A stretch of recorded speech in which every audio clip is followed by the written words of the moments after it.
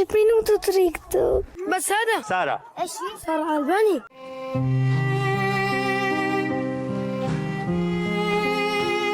Pas 12 viteve në Siri mes tmerrit të ISIS, luftës dhe kampeve të ferrit, Eva Dumani, tashmë 20 vjeçare, është kthyer në shtëpi. Përpjekjet për kthimin e kësaj vajze, e cila për shumë shqiptarë u kthye në një simbol të dhimbjes dhe vuajtjeve të përjetuara, ka nisur që shumë vite më parë, kur Eva, atëherë adoleshente, ndodhej në kampin Al-Hol mes grave të radikalizuara në një betejë të përditshme për mbijetesë.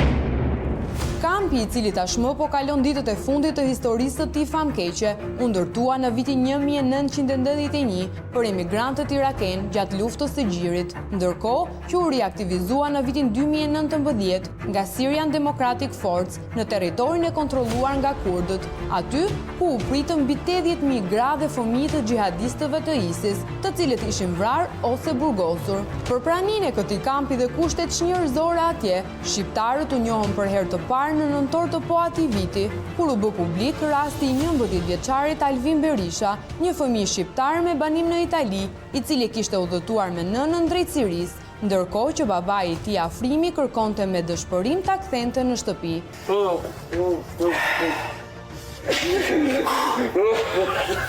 Përpjekjet e Afrimit u shpërblyen dhe pak ditë pas transmetimit të këtyre pamjeve, Alvin u ribashkua me të atin, duke u kthyer në një lajmëtar të vuajtjes, dhimbjes dhe sakrificave të dhjetëra fëmijëve, të cilët mbijetonin në kampin e ferrit.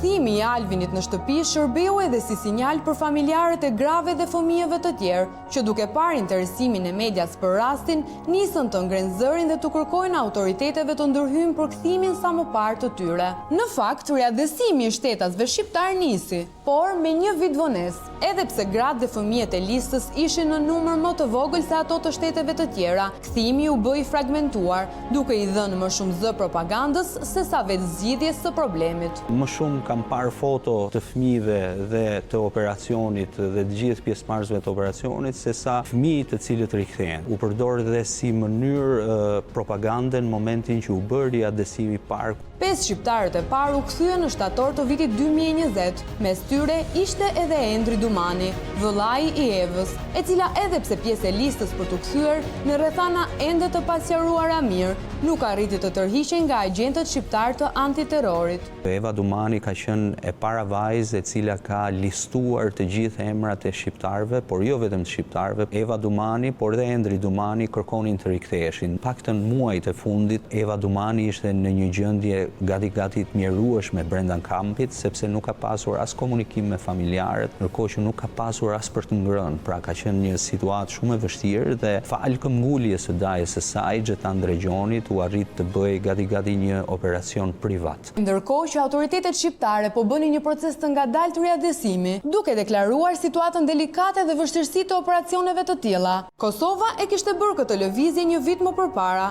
duke i tërhequr të gjithë shtetasit e saj vetëm pak muaj pas rënies së Shtetit Islamik. Gjithashtu, edhe Shtetet e Bashkimit Evropian i tërhoqën me shpejtësi qytetarët e tyre. Kjo fal edhe lëvizjeve diplomatike.